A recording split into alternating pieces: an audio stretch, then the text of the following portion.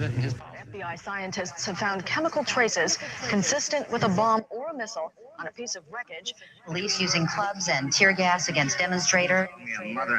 so-and-so and a white fascist. Like they said, you're getting some of your own medicine. Va ora in onda Te la ridò io, l'America, con Matteo De Sio. Welcome everybody, buongiorno a tutte e a tutti. Questa è Te la ridò io, l'America, questo è il nostro appuntamento settimanale dedicato agli Stati Uniti per capire meglio quello che potrà succedere poi questa settimana. Ci sono tante notizie, come sempre, importantissime. Vedremo anche, tra l'altro, cosa succederà per quanto riguarda una importantissima ricorrenza per gli Stati Uniti e per la Repubblica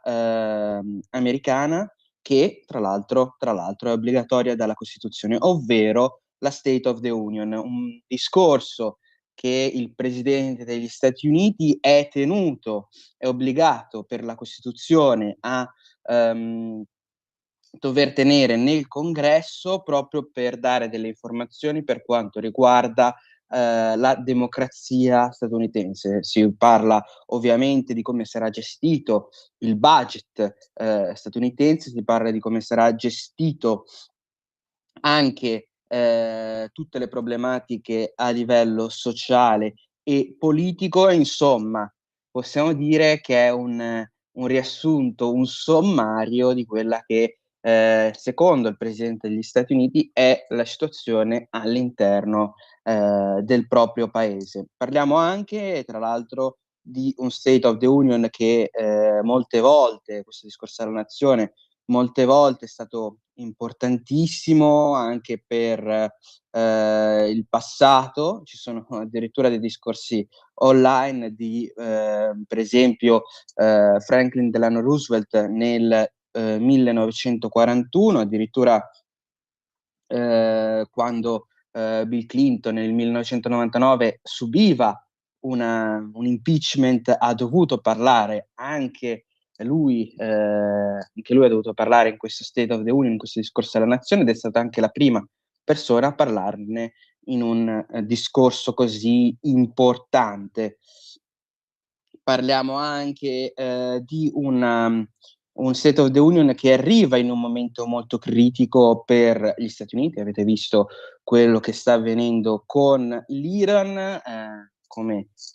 poi vedremo successivamente in questa rubrica, come la situazione forse sarà risolta, come forse non sarà risolta. Ci saranno anche delle problematiche legate ovviamente anche agli alleati nella zona del Medio Oriente, che sono molto in contatto con gli Stati Uniti e molto amici ovviamente degli americani, come l'Arabia Saudita. Ma adesso passiamo anche a un'altra notizia molto importante, e qui parliamo anche qui di politica sia interna sia estera, che avete visto sicuramente tutti, ovvero la Corte Suprema, che tanti dicevano, anche tanti esperti di diritto dicevano fosse al soldo di Donald Trump proprio per quanto riguarda le nomine che il Presidente degli Stati Uniti aveva effettuato in passato. Ecco, in realtà la Corte Suprema ha ribadito la propria indipendenza, anche se ovviamente per chi fosse dotato di un minimo di raziocinio non avrebbe mai dubitato di essa, anche perché si parla, tra virgolette, possiamo dire, di cose serie. Ovviamente si parla del massimo organo per quanto riguarda gli Stati Uniti, proprio per il controllo costituzionale. Quindi ovviamente ideologie, pensieri politici molto probabilmente sono lasciati da parte, anche se possono interferire, ma si parla del massimo grado, del massimo livello per gli Stati Uniti per quanto riguarda proprio il controllo costituzionale. Ecco, la Corte Suprema ha deciso di rendere illegali quei dazi che tanto erano stati discussi in questi ultimi 2 anni, proprio per quanto riguarda la scelta del Presidente degli Stati Uniti di Donald Trump, ovviamente, di mantenere una certa competitività per quanto riguarda le aziende americane, mettendo dazi a tutto ciò che era importato dall'estero. Ecco, ovviamente poi i risultati sono discordi a seconda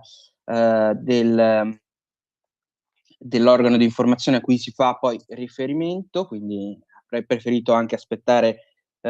degli anni, un anno, due, ancora per poterne verificare un po' più gli effetti, perlomeno a breve termine, piuttosto che darvi un resoconto sommario a favore o contro, anche per rispetto di chi mi ascolta. Ma Donald Trump ha anche risposto innanzitutto lamentandosi di questa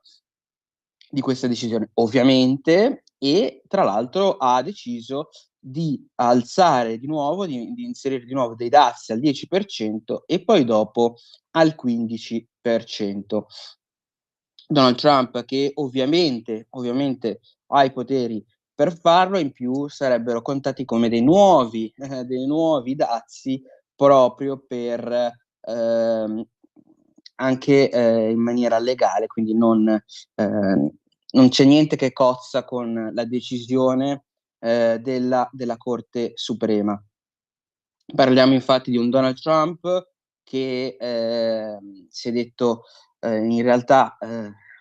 ovviamente dispiaciuto, anzi se l'è presa un po' con la Corte Suprema, dicendola un po' alla facilona, parlando anche di una Corte Suprema liberale, ma ovviamente nell'ottica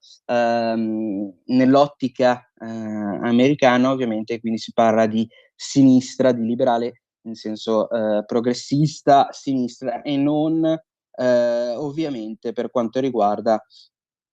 l'ideologia politica liberale come noi europei la intendiamo, ovvero a favore della libertà personale. Un Donald Trump che ha infatti deciso quindi subito con addirittura un comunicato stampa, una conferenza, parlando che è un grande onore in realtà mettere i dazi al 10% e che vedremo, dice sempre il presidente, che alternative utilizzare, perché ovviamente questi dazi rischiano anch'essi di essere sanzionati nuovamente dalla Corte Suprema, e quindi Donald Trump parla addirittura che ci sono altre alternative, grandissime alternative, che potrebbero fare più soldi per gli Stati Uniti, potremmo ricevere ancora più soldi, essere ancora più forti, e già ora Donald Trump ha dichiarato di una nazione a stelle e strisce che riceve da questi dazi centinaia di miliardi di dollari. Quindi vedremo quali saranno le prossime mosse. Ha dichiarato anche di essere quindi profondamente dispiaciuto e in disappunto proprio verso questa decisione, e che addirittura si vergogna di alcuni membri della Corte Suprema che non hanno il coraggio di applicare le norme che siano poi giuste per il proprio paese. Addirittura gli Stati Uniti con Donald Trump hanno alzato nuovamente i dazi da un 10% che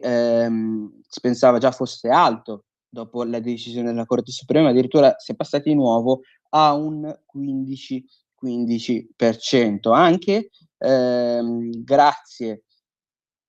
a una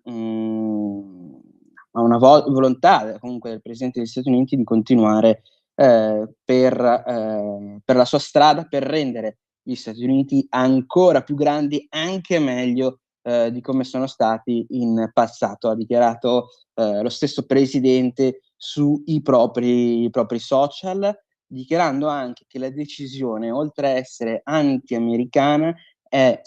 ridicola la decisione della Corte Suprema, ovviamente, oltre a essere anti-americana, è ridicola e scritta pure in maniera sbrigativa e non molto coerente. Quindi parliamo di un presidente su questo molto, molto battagliero, giustamente anche che si parla della sua linea politica. Parliamo anche, ovviamente, di Stati Uniti anche per quanto riguarda tutto ciò che può fare effettivamente la Corte Suprema. Ecco, la Corte Suprema comunque ha dimostrato di poter intervenire, in questo caso negli Stati Uniti, e poter mettere un paletto per quanto riguarda quindi i poteri dell'esecutivo. Quindi bisognerà, il futuro dell'amministrazione Trump probabilmente dipenderà da come proverà a mediare questa sua visione molto espansiva del potere esecutivo e di quanto possa il presidente degli Stati Uniti influire anche su decisioni economiche internazionali, e quanto la Corte Suprema possa essere da regolatore per quanto riguarda poi le scelte del presidente. Parliamo anche di un presidente che però purtroppo, e questo forse se ne è parlato troppo poco in Italia, ha dovuto subire nella sua abitazione privata, nella sua mansion privata, purtroppo in Mar-a-Lago, in Florida, ha subito una invasione da parte di un 21enne Austin Tucker del North Carolina. Quindi parliamo di un presidente degli Stati Uniti che ha ricevuto la visita, perlomeno la sua abitazione ha ricevuto la visita di questo ragazzo che è stato anche ucciso, purtroppo, perché comunque quando qualcuno perde la vita non è mai un bell'affare, i servizi segreti che ovviamente controllano la sicurezza del proprio presidente. Parliamo di un Austin Tucker che è un ragazzo di 21 anni, quindi è stato subito identificato e non si sa ancora le motivazioni, ma aveva addosso, comunque stava portandosi dietro di sé sia un fucile, sia anche addirittura un po' di benzina. Quindi parliamo comunque di un personaggio che probabilmente voleva addirittura dare a fuoco l'intera abitazione. Questo anche per far capire ai nostri radioascoltatori come purtroppo questa retorica americana che sta polarizzando sempre di più i due schieramenti, che purtroppo sta vedendo queste violenze soprattutto, tra l'altro, nella parte progressista, ecco, parliamo di una situazione molto, molto complicata. Tra l'altro si aggiunge agli altri due tentativi di omicidio che il presidente degli Stati Uniti ha dovuto subire nel 2024 durante la sua campagna elettorale. Ricorderete, sia durante un comizio in cui è stato sparato, poi beccato nell'orecchio, scusate, destro, sia anche quando un uomo sulla cinquantina era penetrato proprio all'interno dell'abitazione, della mansion, dei possedimenti di Donald Trump, proprio in Florida, nella stessa località in cui adesso il ragazzo di 21 anni è stato trovato, con il tentativo, tra l'altro, probabilmente, ripeto, di incendiare tutta l'abitazione. Ecco,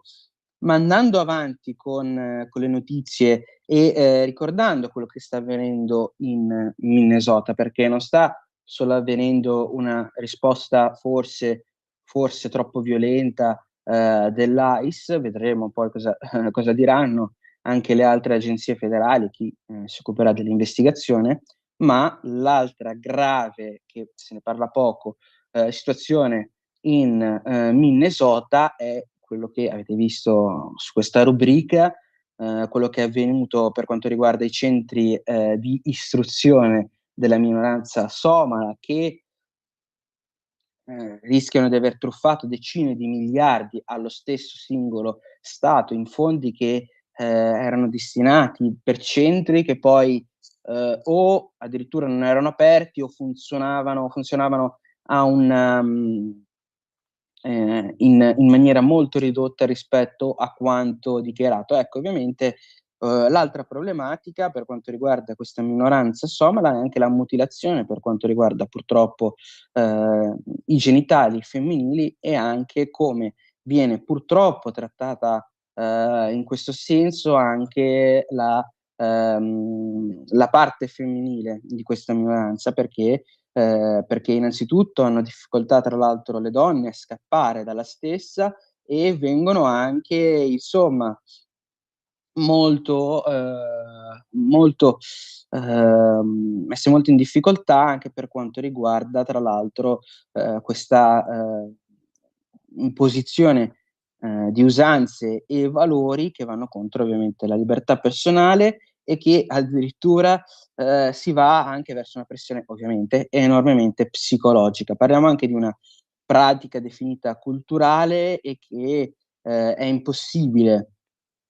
che tra l'altro non vi siano ravvisaglie a livello sanitario, ma in realtà ci sono. Perché si va da dottori per queste pratiche che appartengono alla stessa minoranza, che ovviamente sono contenti di continuare questa volontà per quanto riguarda la minoranza di continuare a mutilare purtroppo le parti femminili. Parliamo anche di un Donald Trump in chiusura che ha desecretato i files per quanto riguarda i dossier, per quanto riguarda gli UFO, soprattutto dopo l'ultima intervista di Obama in un podcast in cui parlava di che forse c'erano, forse no, ma che comunque lui come presidente americano di UFO non ne sa niente, e che nel caso ci fossero dei file in cui testimoniano poi l'esistenza di UFO e di alieni, lui come presidente degli Stati Uniti, dico Barack Obama, al tempo forse queste persone dovrebbero essere denunciate per tradimento, perché non avevano avvisato poi lo stesso presidente. Che poi stia mentendo oppure no, lascio a discrezione dei nostri radio ascoltatori, il carissimo Barack Obama. Intanto Donald Trump ha fatto questa importantissima decisione molto curiosa, ecco, interessante.